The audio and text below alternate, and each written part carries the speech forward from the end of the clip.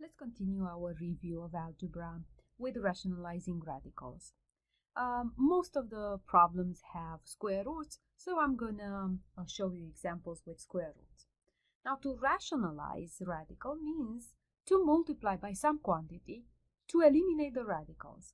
So since we have square roots, we need a formula that is going to square the square roots that we're eliminating the square roots. So a formula that works is a minus b times a plus b. So if we are multiplying the sum of two quantities times the difference of the two quantities, we get a squared minus b squared, which is perfect for us because it's squaring each term individually, so we eliminate the square roots. So in our case, we have 1 over square root of 3 minus 1. So we have the roots at the denominator. So how about we multiply by, as we can see, we have this quantity a minus b from the formula, so we would need a plus b. So let's multiply by square root of 3 plus 1, top and bottom, because by doing that, it's like multiplying by 1, so not changing the problem. Now, if we multiply two fractions, we multiply across. So 1 times square root of 3 plus 1 is square root of 3 plus 1. If I had a different number here, I would have made sure I multiply each term from the second fraction.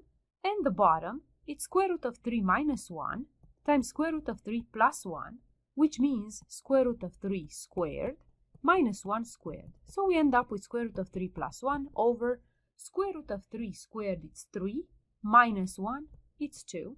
So we rationalize the denominator. Let's look at the second problem, where I introduce some letters as well. So we have 1 over, well, maybe we should make it a little bit more interesting. Let's make it 4. So 4 over x square root of y plus 3. So to rationalize the denominator, we're going to multiply by x square root of y minus 3, top and bottom. So why I said make it interesting, because 4 times this, we have to make sure we multiply each of them. Or we can just leave it 4 times, parentheses x square root of y minus 3. For now, maybe we can cancel it, cancel something at the end. And now x square root of y plus 3 times x square root of y minus 3 means x square root of y squared minus 3 squared. So we go 4 times x square root of y minus 3. We put parentheses just to emphasize the fact that this 4 is multiplied by each term, over, and the denominator is x squared times y, because square root of y squared, it's y, minus 9. We see that we cannot cancel anything anymore, but the denominator is rationalized. So we are done with the problem. Part C, we have square root of 2 minus 7 over 3, but the root is at the numerator. Well, sometimes we do have to rationalize numerators. So if that's what we need, we're going to multiply by square root of 2 plus 7 over square root of 2 plus 7, top and bottom. So when we multiply the top, we have exactly square root of 2 squared minus 7 squared over, and the denominator it's 3 times square root of 2 plus 7. We make sure we put the parentheses. So we get 2 minus 49 over 3 times square root of 2 plus 7. So we end up with negative 47 over 3 square root of 2 plus 7. We cannot cancel 47 with 3. How do I know that? If you add the digits 4 plus 7, you get 11, which is not a number that can be divided evenly by 3. So that's how we know we leave it like that.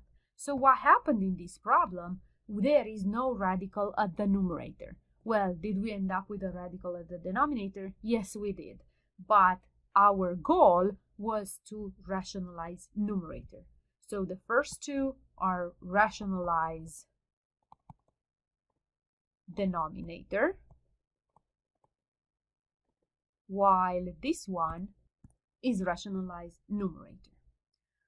Okay, now let's take a look at simplifying rational expressions. So I chose one that it's actually a complex rational expression because, as you can see, it has plenty of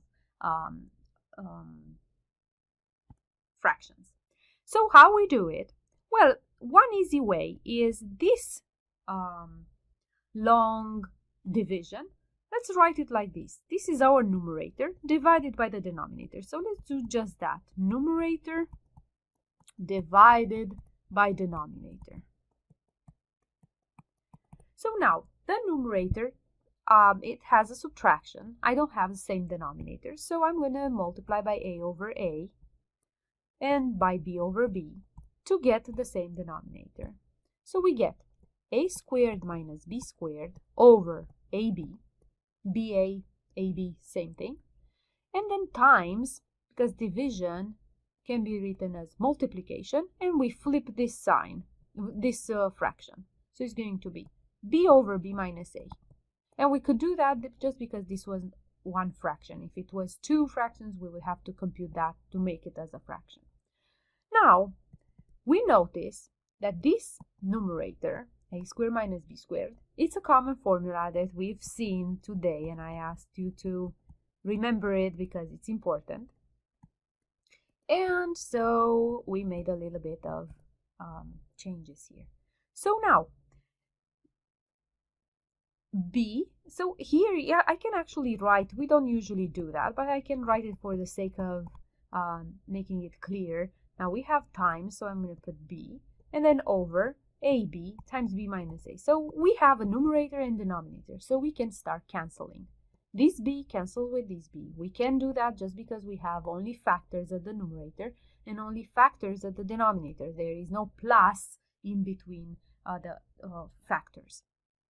Now, one important thing that people tend to forget is if I have a minus b over a minus b, because it's the same quantity divided by itself, we get 1.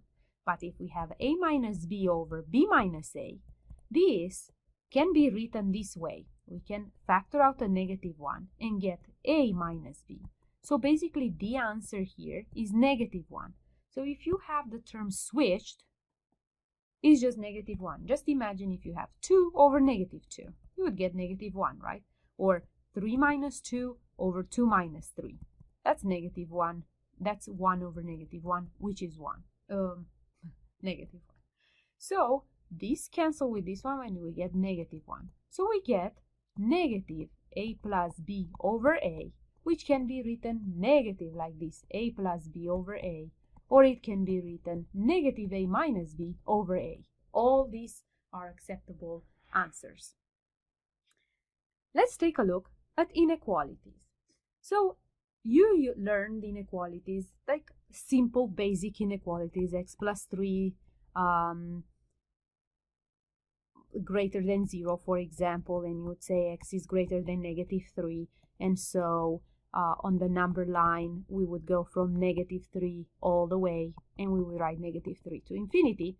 But here we have a composed one. So what we're going to do is this. We're going to make a table where we put on the first line x. On the second, I'm going to put the first factor. The key is to have it in factor form. On the third one, I'm going to put the second factor, x minus 2. And then on the last one, I'm going to do the product, x plus 3 times x minus 2. And then on the number line, I'm going to put the zeros of each of these. So the yellow one and the blue one. The 0 of the yellow one, when it's x plus 3 equals 0, at negative 3. When it's x minus 2, 0 at 2. So,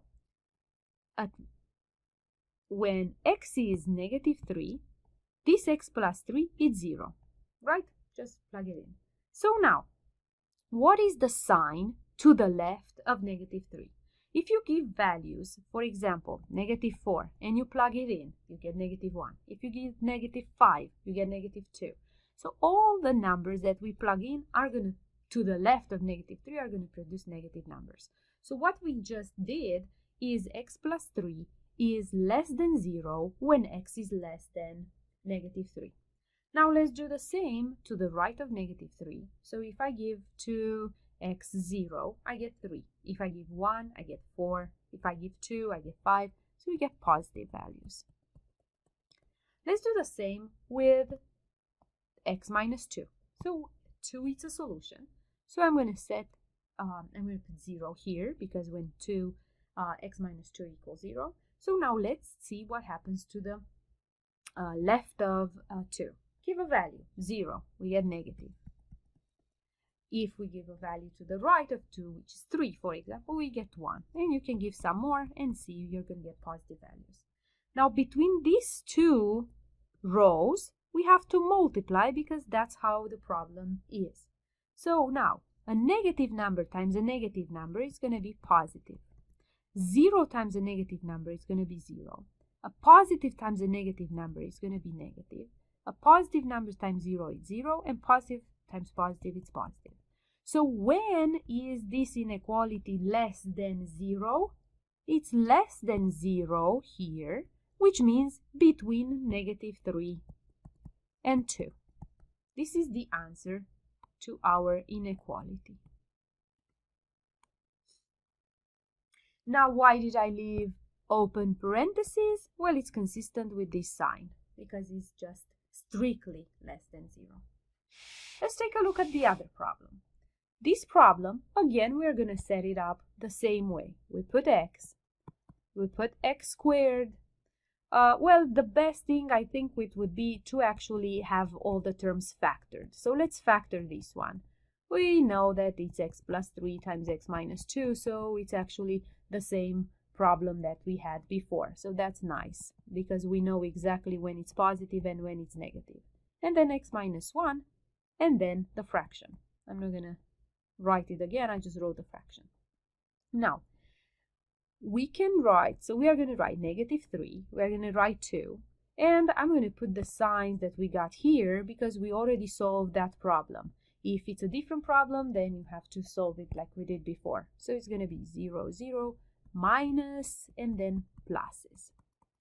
And then x minus 1 has a 0 at 1.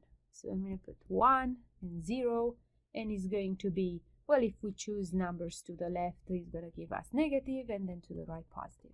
So now let's do the same, only this time we are dividing them.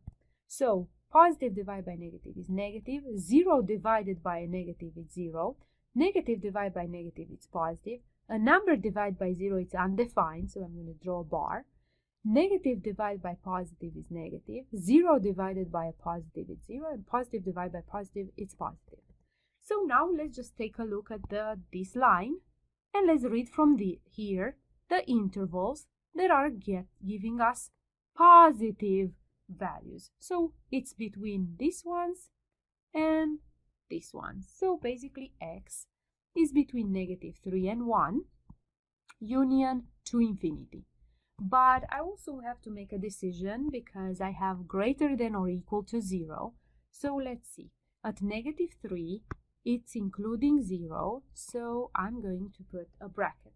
At 1, I cannot put bracket because if x equals 1, I'm going to get 0 at the denominator, which is undefined. And then 2 can be 0. So for 2, our fraction is going to be greater than or equal to 0. It's going to be actually equal to 0. So this is our final answer for this problem. And let's take a quick look at C. X squared plus 1 greater than or equal to 0. Well, if we think about it, this is always positive. This is positive. So if we add two positive numbers, it's always going to be positive. So the solution is all real numbers. We can put any number we want. It's always going to be positive. So if we write it in interval notation, it's going to be from negative infinity to infinity. If this problem was x squared plus 1 less than or equal to 0, well, we would have the empty set because no real number we plug in here going to produce a negative value or even 0.